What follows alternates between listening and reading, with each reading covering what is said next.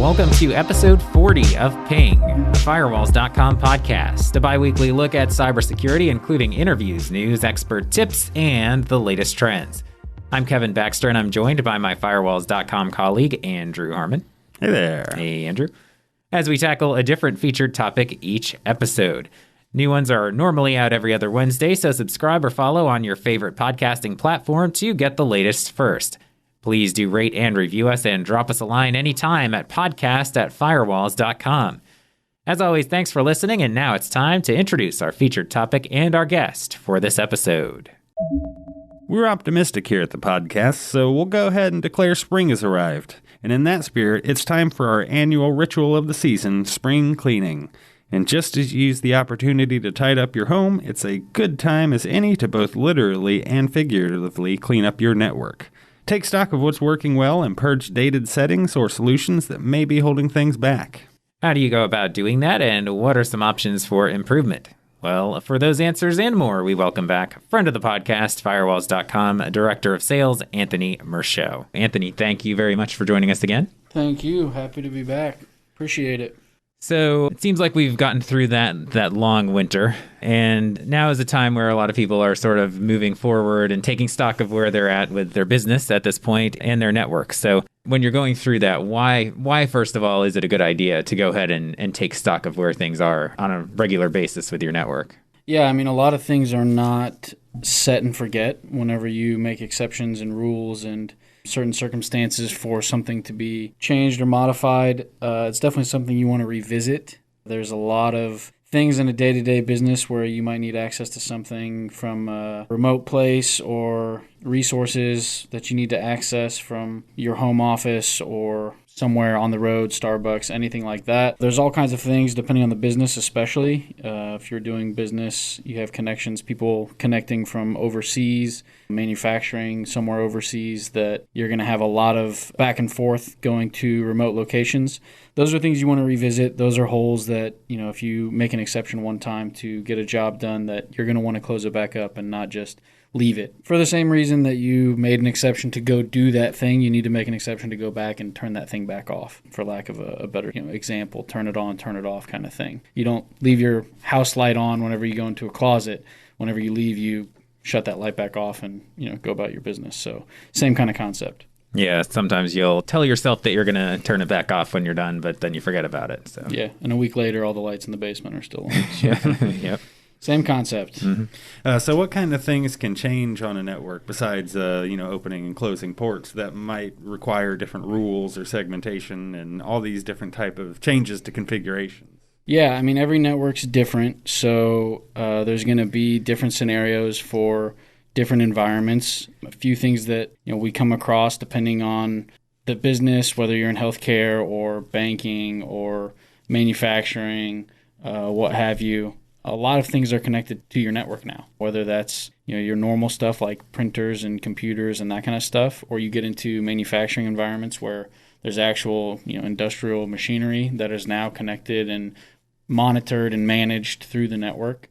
So there's a lot of constant changes depending on what business you're in, and some of that can even boil down to a simple thing like a content filtering policy, where you turn something on and it blocked something that you didn't intend it to. So you have to go back in and modify or adjust that setting to make it so you are blocking the things you want to block, but you're not blocking, maybe something that it was overreaching and preventing you from, doing a business function to a certain website or accessing certain files, something like that. So it's going to change. It's going to vary depending on the business and what all is going on. But you might also give somebody access who's visiting to your Wi-Fi. You might set them up with special permissions while they're there. But once they leave, you want to turn that stuff back off. And it's more of just, the stricter the security, the better. The stricter the policies, the better.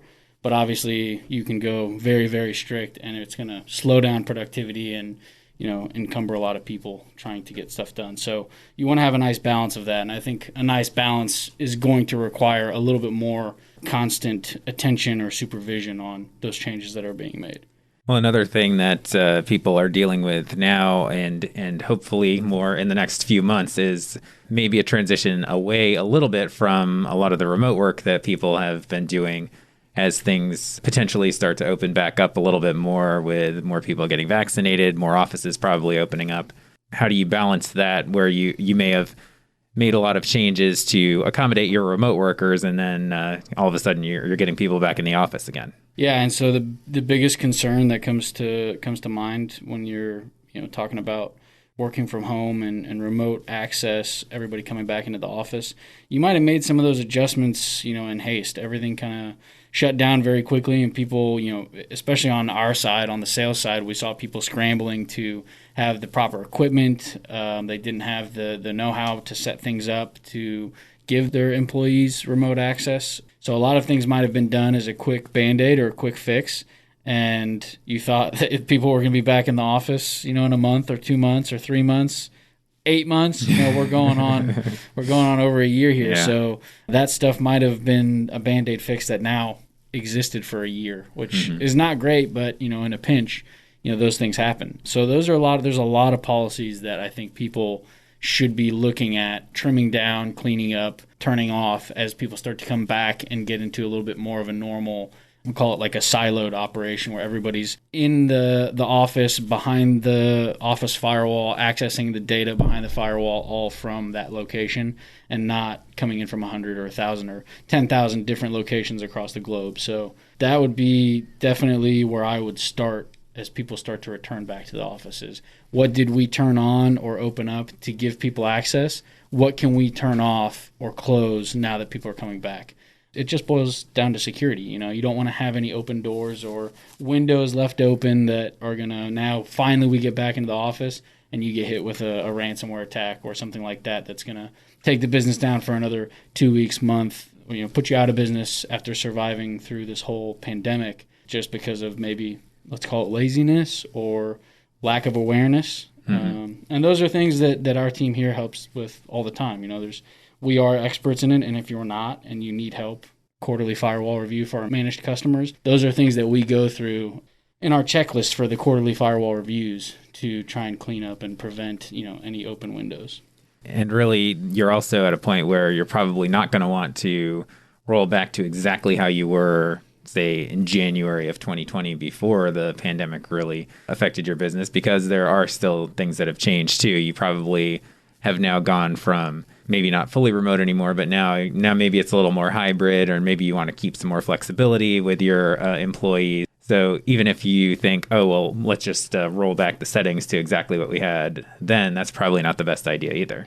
Yeah, I mean, maybe you did do a Band-Aid fix when everything kicked off here, and you never went back and did a best practice, security conscious setup of those things, of those resources, of those settings, whatever the case may be. There's a number of different ways you can give access to your employees. So, you should at the very least go back through and address anything that seems like it might not be best practice. Because, yeah, you are going to have a hybrid of people working probably forever now from home. So it is something worth investing some time and energy and even money into making sure that it's done right. So we've talked a bit about sort of housekeeping type things and moving users from one place to another, but what if your company has actually grown over the last year, or you foresee growing in the coming few months? What sort of things could you consider to accommodate new users without, cutting down on performance or sort of opening up security holes?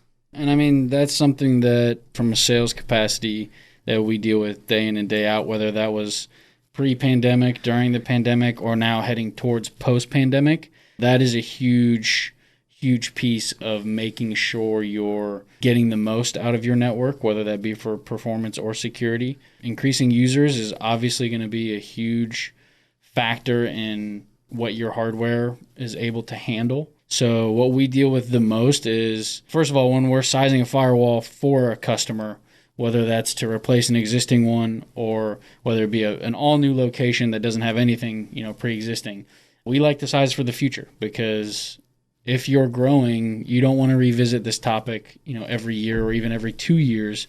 You should get, a 3-year minimum lifespan out of any purchase you're making now.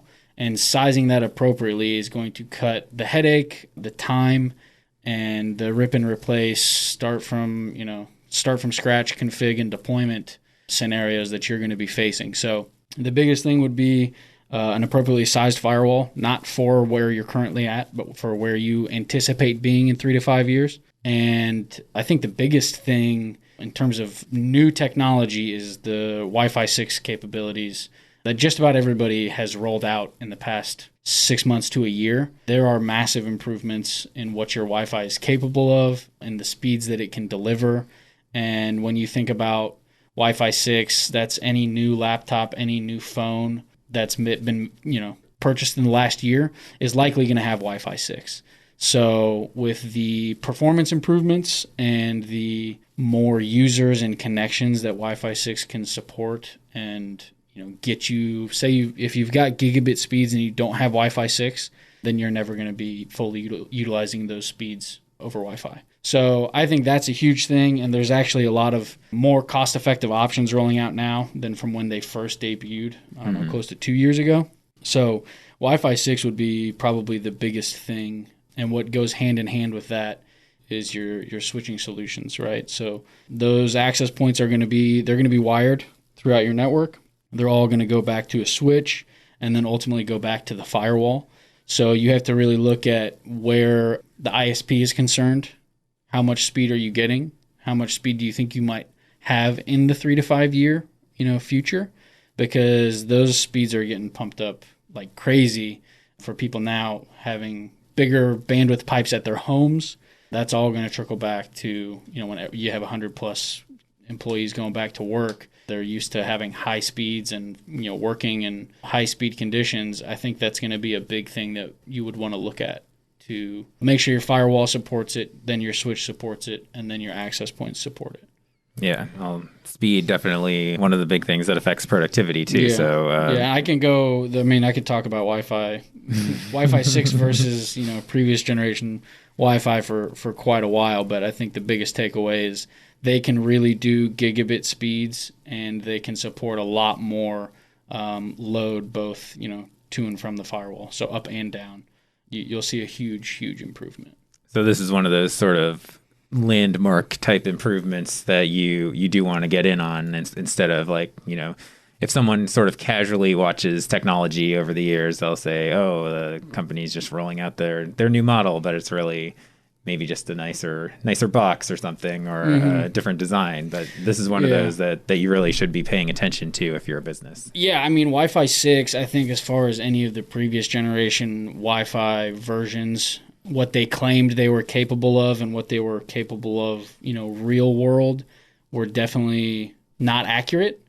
But when you get into Wi-Fi 6 territory, we've seen loads of deployed, live scenarios where we're pulling down crazy fast speeds. And I think more than anything, it's in the Wi-Fi of the past, you might not have had a user actually doing enough or requiring that much speed to maybe see a difference between, the previous versions, at least from 4 to 5, for instance. But I think the difference between 5 to 6 and the way that users are operating now and the amount of bandwidth they're using now and how fast they, expect things to be now with cellular connections, your cell phone getting a few hundred megs per second anywhere in the world. I think that there's just a new threshold of what's expected and what users are doing with that speed. And it all just boils down to productivity and what are you paying per month to have that speed available, to not go the extra mile and make sure that everywhere on your network people can be as efficient and as fast as possible. Yeah, and it also has to do with capacity of users as well to support that speed. Yeah, there's other factors that go into it other than just speed, but I think, the new norm is definitely, gigabit speed when you're talking about businesses. And if you're going to make the investment with your ISP monthly to have that speed available, and then make that investment in your firewall's ability to push that speed, then why wouldn't you just go that extra step and make sure that your Wi-Fi is capable of pushing that speed? And in the future, speeds are only going up. So if you're not, Wi-Fi 6, I think, is a good threshold where if you upgrade to Wi-Fi 6 now, you're going to be giving yourself a big enough headroom that, as speeds continue to go up, Wi-Fi 6 will support it, or at least give you a very good level of performance, even if you're, exceeding what Wi-Fi 6 is capable of. Yeah, and you make a good point that if you're going to shell out the investment to make that gigabit speed come in from the ISPs to your company, you want to make sure you're actually getting as much of that as possible to the end user. So how could a business sort of audit their different appliances and services to see how much actual throughput is getting into the end user? It comes down to, we like to oversize something to ensure that you're going to get the maximum amount of performance that you're looking for. So switching is going to be the linchpin between your firewall, your ISP, and your Wi-Fi. And so if you upgrade to Wi-Fi 6, but you don't even have gigabit switching, let alone, maybe 10 gigabit switching, you're never going to see that full speed. So you kind of just have to upgrade everything at the same time. It's kind of like, if you upgrade an engine in a performance car, then you need to be able to stop faster, so you have to upgrade the brakes. And if you're going faster and stopping faster, you're probably going to want to turn faster. So your suspension is going to need some attention. And that's kind of the same thing, that if the firewall is the engine of the network and your Wi-Fi is the brakes, you need high-performance brakes, not just going fast and turning fast, but all the way at the end of the line when you're braking. Then your switch would be, let's call it the suspension or tires or something like that. So, upgrading one thing, it'll help you with a certain metric. But if you want overall great performance, no matter where you go, what you're doing, you kind of have to do it all in tandem. And that's stuff that our sales reps can help with, make sure that switching is sized appropriately. If you need redundant power supplies, if you need stackable switches, if you need, mesh capabilities on the Wi-Fi side, if you need, more lanes for more users connecting to a specific access point, that's stuff that our guys help size and answer those questions for, because it can be a little complex, and it's something you're doing, maybe hopefully every 5 years, but maybe even 7 to 10 years, depending on the user and the budget. So you want to get it right the first time. You don't want to be revisiting that for the next 2 or 3 years, saying, "Why isn't this working right?" So that's stuff that we can help with, and there's definitely a methodology that should go with upgrading that kind of stuff. Now, do you usually also end up with maybe a better overall deal if you do it all together, instead of I'll buy a switch this year, and maybe in 2 years I'll get new APs and then get a new firewall? Is it? Yeah. I mean, aside from the fact that if you have something that's the same age, then it's much easier to keep track of everything. But I mean, when you're talking about replacing everything at once, things can get expensive. We understand that. There's definitely steps that we take to try and ensure the best pricing and the best possible value for our customers. And we can even, go a step further and look at what is it going to cost you to not upgrade those things all at once, to do it pieces at a time. What does it cost you in productivity, or, how much? Then you shouldn't be paying your ISP for gigabit speeds if you're not pushing that out to your whole network. There's a lot of factors, but absolutely we will work and bend over backwards to try and make everything work for a customer, get them the most for their dollar. And I think there's a lot of different solutions that we can look at to give you the best fit. There's definitely some brands cost more, some brands cost less. Certain things from certain companies are a better value, wireless from a certain brand, or your firewall from a certain brand. So we look at all of those things and absolutely try to make it the best fit, the best budget conscious, the best performance oriented that we can get for a customer. So in the network security space, obviously with so many different manufacturers, you've got new appliances and services and so forth coming out on a pretty regular basis. So it might be a little hard to say now is exactly the right time to upgrade versus last month or the month before. You got the FortiGate F series rolling out. You just got the Gen 7 with Sonic Wall. So when do you know it's time to upgrade, and sort of what features are you missing out on if you haven't upgraded in a few years? That's a good question. I think that's probably a question that comes across a lot of people's mind in the process. A general rule of thumb is that everything does have a life cycle in terms of support from the manufacturers, the security subscriptions they offer for those boxes, for a firewall, for instance. Some older boxes, they start turning things off because they can't devote the time, energy, money to continue to support those things. or those things are just not capable of giving you that level of security or capability that these newer appliances have. Everything has an end of life as well, not just like an end of sale or end of support, but just a straight end of life. That's a good question. That's kind of a multi-layered question, because you have those end of life, end of support dates that the manufacturers provide, which is probably the absolute latest that I would ever say you should go between upgrades, because you're potentially compromising yourself if they're not rolling out security patches and closing any back doors or something that somebody might find in the future. But you're also looking at, what do you need for your business in terms of speed, in terms of security, in terms of performance. Everybody has a little bit different level of need in that regard. But I think the biggest thing is, like I said earlier, we hear the word gigabit from customers all the time. That is kind of the new threshold. If you get gigabit speeds from your ISP and you're running on a few years older or a few generations older hardware appliances, chances are, unless you have a really, really big box appliance firewall from a few generations ago, that it's not going to support gigabit. And it's certainly not going to support gigabit with things like HTTPS, encrypted web traffic. That is almost 99% of the web these days, or at least the things that you're going to be frequenting. They definitely won't have the bandwidth to inspect all of that traffic. You need a lot more horsepower to unencrypt, scan, re-encrypt, and pass all that data through. So I would imagine that would be a big issue for people. If you're not scanning that type of traffic, then you're giving yourself with a big hole in your security. So getting the latest and greatest that supports gigabit and can handle all of that type of inspection, that level of inspection, is probably the big two that I would ask. And then number 3 would be, is it end of life? Is it end of support? Yeah. Are there any particular software services that have come out in the last, 4 or 5 years that you would kind of label as a must-have at this point?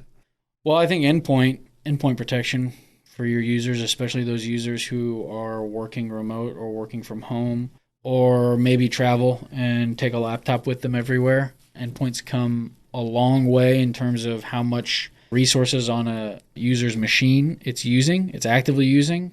That was a big hang up for a lot of people, was that it made all of their machines run poorly. It was demanding. It used some CPU power. It used some memory, that kind of stuff. So your user's getting a negative experience by running that security, so people would turn it off or people wouldn't use it. Mm-hmm. I think that's come a long way, and not only that, but machines are more powerful than ever now.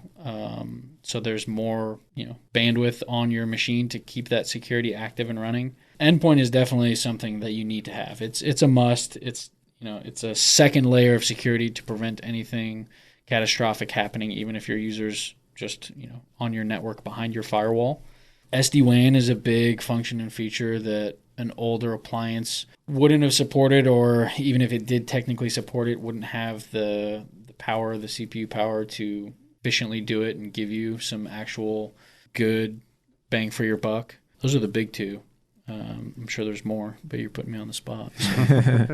Well, yeah, when you talk about the gig speeds and firewalls, it's really something just in the last couple of years in particular, that shift from the small business firewalls were typically much, much lower on the performance scale.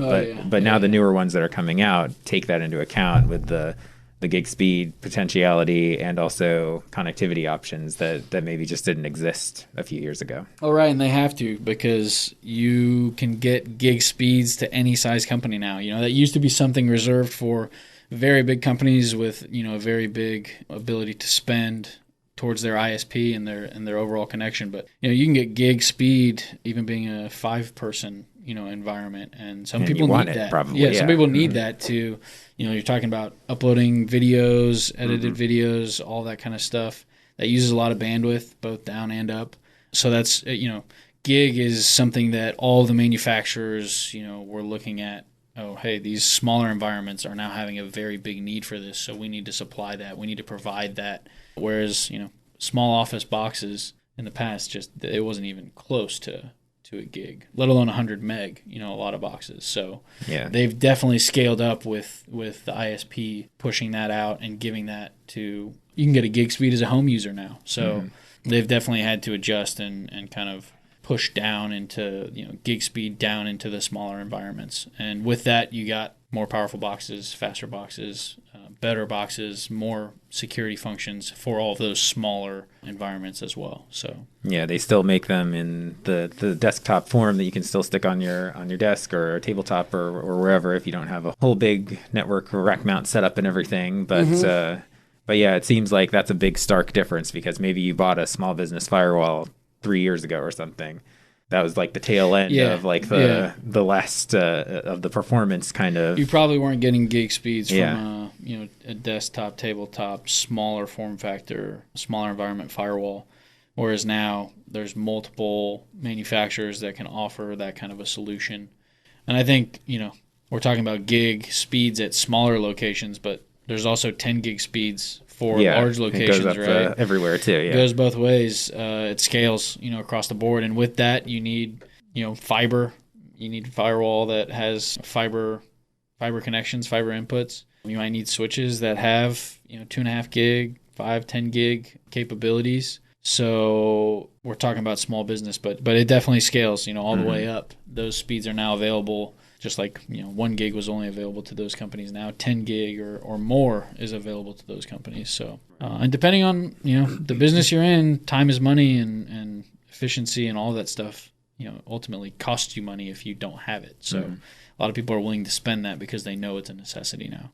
Yeah, and with those desktop firewalls, not only are they now able to accommodate those speeds, a lot of companies are now making even the home office firewalls capable of doing advanced services. So you got cloud-based sandboxing and all these new features that weren't available until you got to really the big boy league, so to speak, back in the day. Yeah, and I mean it mostly boils down to when you turn speed up or you turn security functions on, it uses the resources on the firewall. So you need more processing power and more RAM and that kind of stuff on the appliance, that they have to make those boxes more powerful to utilize and offer all of those functions. And they've definitely been doing that across the board. So yeah, sandboxing is a big thing that they were just kind of getting into the beginning of sandboxing a few years ago. Now it's everywhere. It's on every manufacturer's appliance, even their endpoint. There's a lot of ways that sandboxing can be available to you one way or another. To go along with the previous question, software-wise, you could kind of throw that in there. Not technically software, but it is a part of a lot of endpoint firewalls, cloud-based stuff that is almost, again, a requirement these days. And some of the older machines couldn't support that. So, No. You said you could go on all day, and we probably could keep going, but we'll wrap it up now. Anything else you want to leave people with as they do sort of that spring evaluation before we wrap up? Yeah, I just think I think the big takeaway is think about your wireless solution. When was the last time things were upgraded?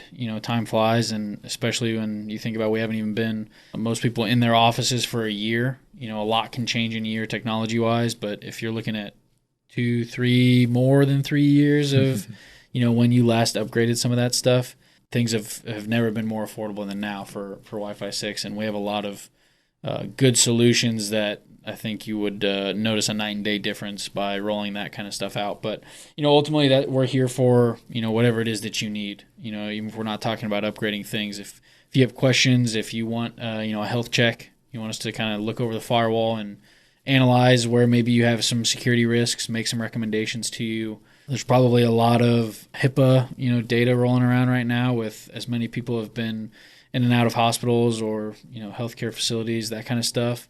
If you do have HIPAA requirements for your business, then you should absolutely be taking those appropriate steps to secure that data. But yeah, ultimately we're here for any questions you have and anything you need help with. Firewalls.com is, that's our specialty. So give us a ring. All right. Thanks very much for joining us again. Not a problem. Thank you.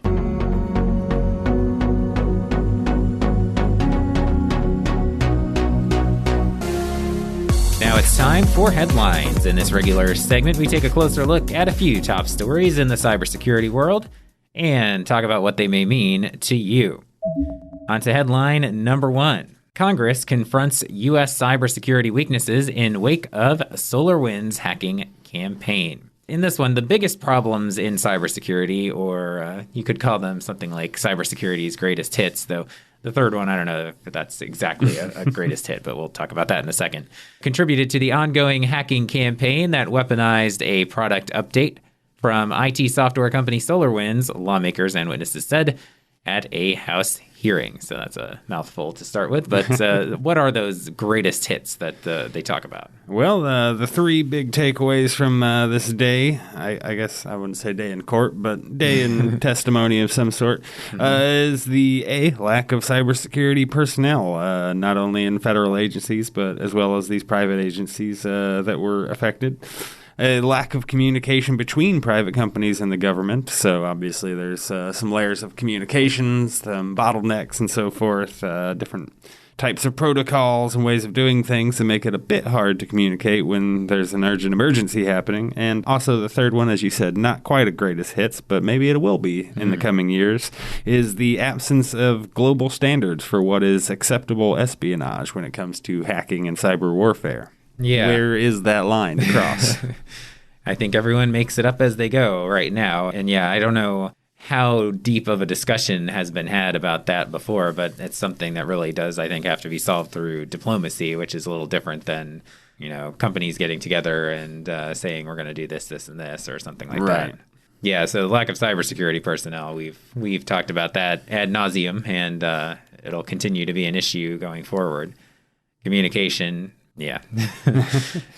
So when it comes to the communication, one of the things quoted in this particular story was from Microsoft's Brad Smith saying that the government contracts that Microsoft has with various different contractors at the federal level stipulate that, you're not allowed to go to this agency and tell them exactly what's happening. You tell Party B tells Party C kind of telephones that up to the government, and eventually maybe you might have somebody to respond to the incident. But the way it currently stands, there's several steps between, emergency and resolution. Yeah, and you don't know if Party B is going to bother calling Party C or if it stops there. And so, yeah, there are definitely some concerns communication-wise, and then that's not only communicating between private companies and the government, but also in the text of this story, it talks about communication between government agencies as well as a bit of a problem. Sometimes they live in their own little siloed space and they don't bother to tell their friends over at neighboring branches of government and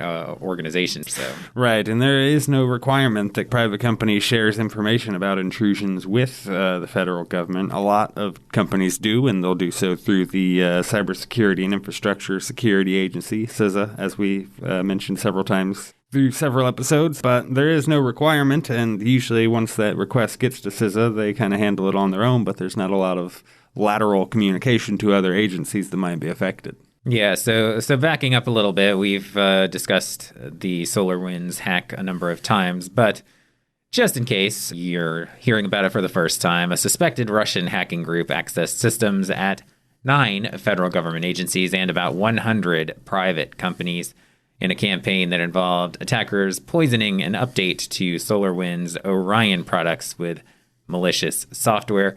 Thousands downloaded the tainted update, and hackers then focused in on those select targets to dive a little bit deeper in. And so one of the interesting little tidbits in this story is Senate Intelligence Committee hearing recently mentioned that the hackers also abused services from other companies and not just SolarWinds to hack about 30% of their targets. So a little bit deeper than we had heard before. Right, and this is one of those questions that's sort of evolving over time. This is a suspected Russian hacking, so even supposing you could 100% say that this was a state-sponsored hack, the next question is, what do you do about it? And that's one of the questions that SolarWinds and Microsoft brought up. You can throw sanctions. Obviously, you probably don't want to lob a missile at anything. That's a bit of too much of an escalation, but certainly just turning the other cheek is not going to, geopolitically speaking, bring an end to anything. No, and it's not going to discourage it from happening again. In fact, if anything, probably encourages it to continue happening.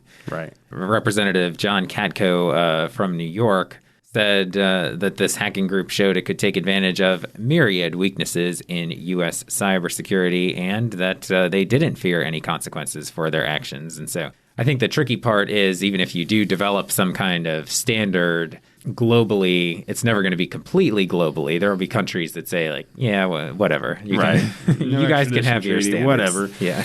And in a lot of these cases, the government tends to sanction individuals involved. But, if that's only enforceable if they're on your soil or an extraditable country. Otherwise, they probably don't really give a damn. So yeah. It's not much of a slap on the wrist, if even that. No, we've seen situations recently where governments and countries are working together to bust some cybercrime, but those are certain situations, and a lot of the stuff has been happening in like Europe, where you have the EU, which makes things a little bit different, and Interpol, so agencies that are already sort of multi-country, but I just don't know if I picture a situation where there would be some kind of enforceable agreement where Russia, North Korea, and some other countries are jumping in and saying like, yep, we're following these standards just like you guys. Yeah, I doubt if a country's government decides to sponsor a hacking group that they're going to then turn around and hand them over the next week. So it's a geopolitical question that's maybe a little bit outside of our realm, but one we'll likely be talking about a lot more. Oh, yeah. Also at this House Oversight and Homeland Security's committee hearing, it was a combined hearing of the two.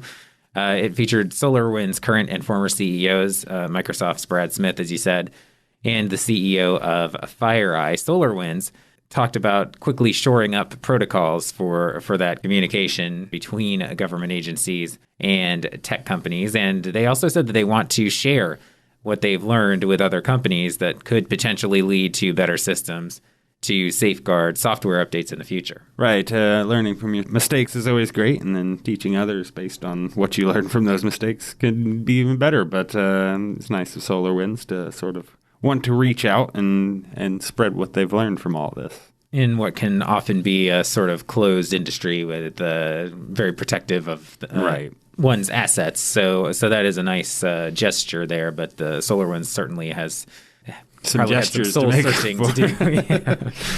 Yeah.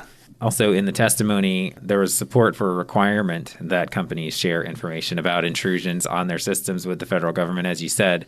So it seems like sort of a nice hunky-dory hearing where everyone was talking about solutions, which is good, but we'll see what actually comes of them as that's all shakes out in the future here. Right. Obviously, it took this much to even start having the conversation, so it's another question of what it will take to finish.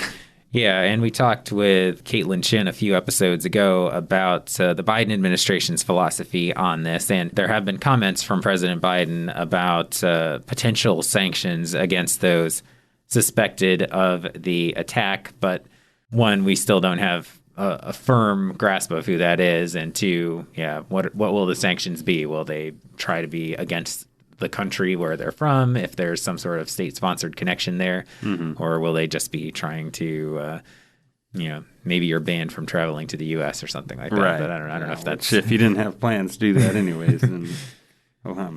But stay tuned. There is more to come, and maybe we will get some more concrete action from the SolarWinds breach. Now, headline number 2. NSA, Microsoft promote a zero-trust approach to cybersecurity. There was a comma between NSA and Microsoft. So the National Security Agency and Microsoft are advocating for the zero-trust security model as a more efficient way for enterprises to defend against today's increasingly sophisticated threats.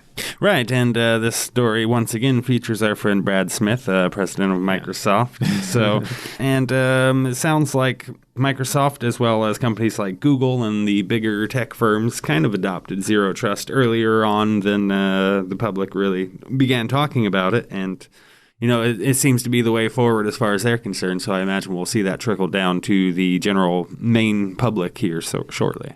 Yeah, it's a term that I think has been popularized even more lately.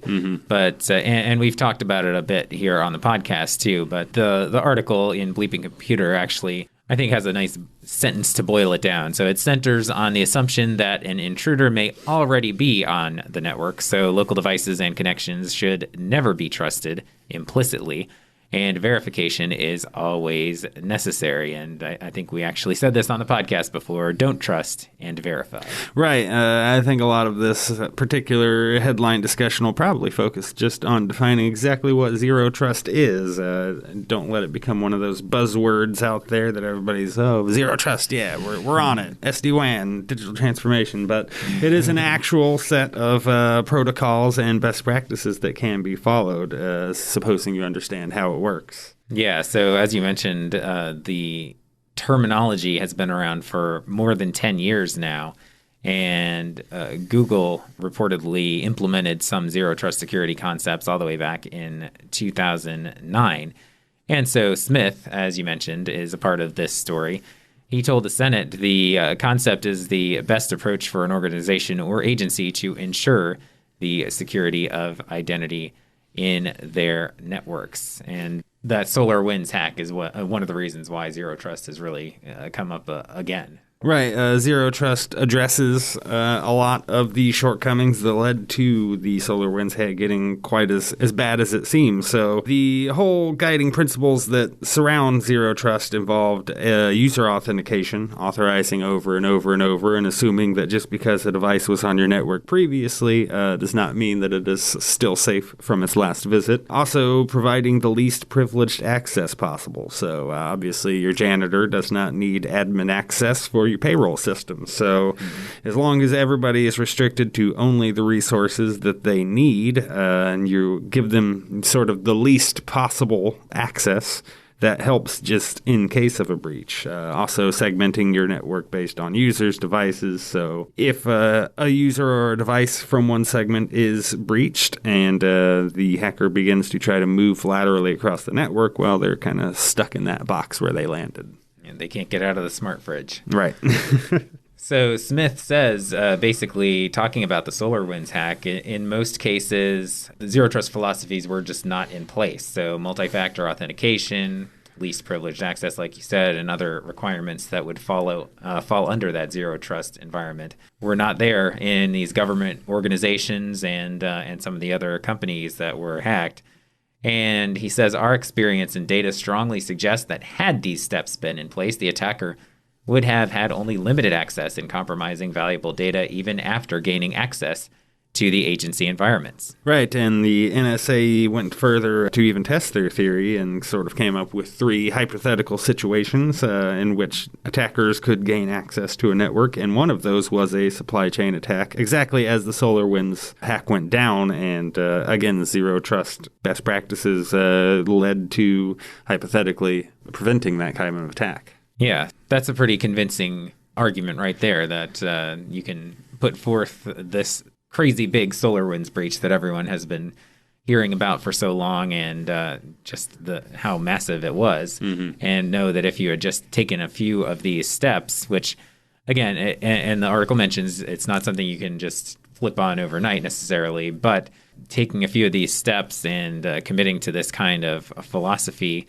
and network setup could have prevented this whole thing from growing in pretty much any way. Right, and the article does point out that this move to zero trust will definitely not be an overnight transition, and there will be some steps and some roadblocks, one of which just might be pushback from users on your network. So zero trust setup like this often requires, multi-factor authentication for lots of sign-ins.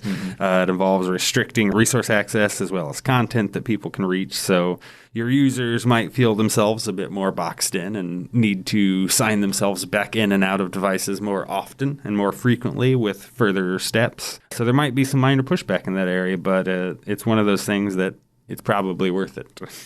Yeah, and it's one of those things that, whatever the day-to-day is in your company, your employees are going to get used to it. It might be a little bit of growing pains at first and some complaints at first, but get used to it. And there are methods to sort of do this in real time that will take away some of the feeling of inconvenience there as well. You stay strong. Doesn't matter how much the vice president complains about having to scan his fingerprint to check his email. Just got to keep those systems going.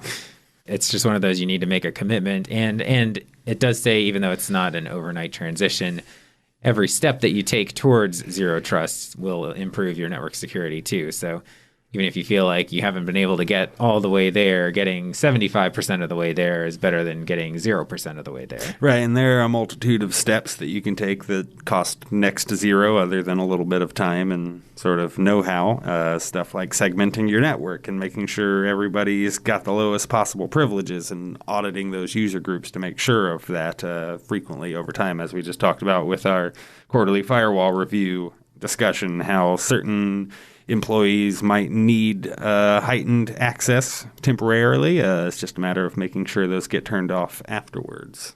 Yeah, and as zero trust becomes an even bigger thing and companies may be demanding it on their own now a little bit more, there are cybersecurity companies that are coming out with solutions that can sort of take a lot of that, the difficult parts away and do a lot of the heavy lifting for you. So that's one way to do it. And again, if you follow some guidelines that the NSA has put together, that's another way that you could start to get this implemented. Yeah, there's a lot of really powerful management systems and platforms out there now that let you sort of control your entire network from the cloud, really roll out mass policies and rule changes no matter where the device or the group is. So it makes segmentation and creating rules for these segments much easier.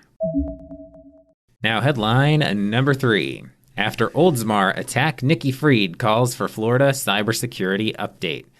So Florida's agriculture commissioner is calling on its governor to update the state's cybersecurity preparedness following a now pretty well-publicized attack on the water system in the Tampa Bay area town of Oldsmar.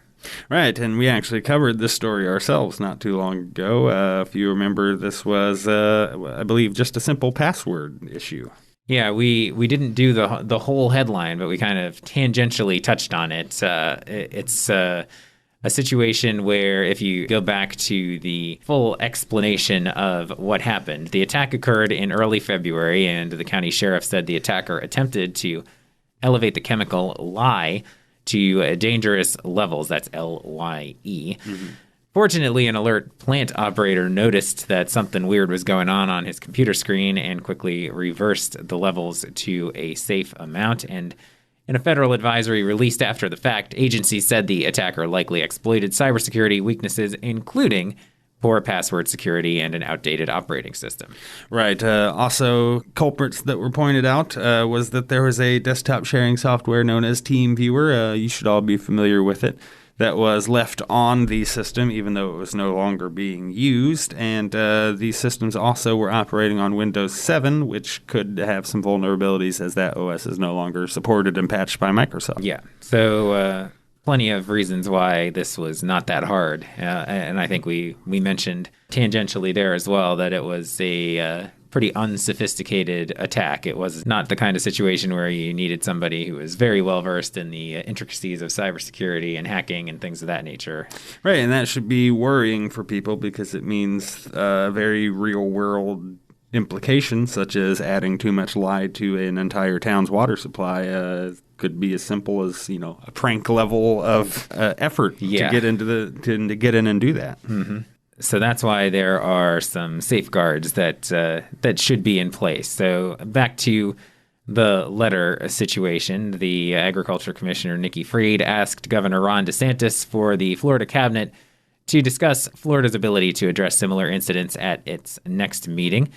And because given the clear and present danger these cyber attacks pose, she said, cities, counties, states, and public utilities are increasingly vulnerable to cyber attacks becoming more complex, even though this one was not complex. Right. Senator Marco Rubio previously had tweeted about this particular breach that it should be treated as a matter of national security. So obviously it's being taken at the highest possible levels of importance. And it sounds like the chairman of the Senate Select Committee on Intelligence, Mark Warner, has sent a letter to the FBI and the EPA seeking answers. So it looks like everybody's kind of waiting to see if this was so easy, why did it happen? Yeah, and how lucky were they that there happened to be an operator sitting at the computer when it was happening? Because if that didn't... If that gentleman wasn't sitting at his desk and paying attention to his screen, what could have happened there, I guess, would be one of those questions. So the federal advisory suggested that water plants install independent cyber-physical safety systems. These are systems that physically prevent dangerous conditions from occurring if the control system is compromised by a threat actor. We've talked about that in previous stories. I think a few months back, there was some discussion about that whole sort of overlap between the cyber and the actual physical operations of places like water facilities. Right, and obviously water facilities isn't the only potential target. So, you've got thousands and thousands of cities and all these very locally configured and cared for and maintained networks out there that could have very real-world implications. This is sort of the start of a much larger discussion on how do we regulate all of this across the board for towns of different sizes and agencies. It's a lot of nooks and crannies to look through.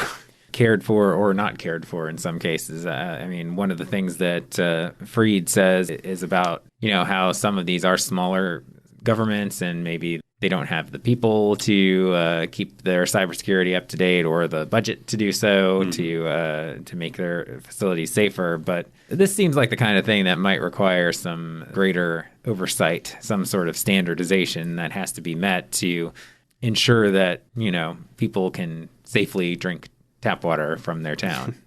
Right. So with this story and the two previous stories, it kind of seems to be drawing this overall larger picture of a bit of a vacuum when it comes to regulation in terms of national network security at all government levels, so local, federal, state. There's definitely some holes to be patched.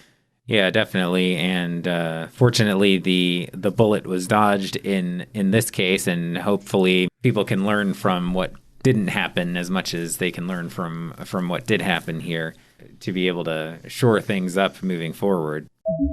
Thanks for listening to this episode, and thanks again to Anthony Merchaud for joining us. Check out the links in the description for more information about everything we discussed.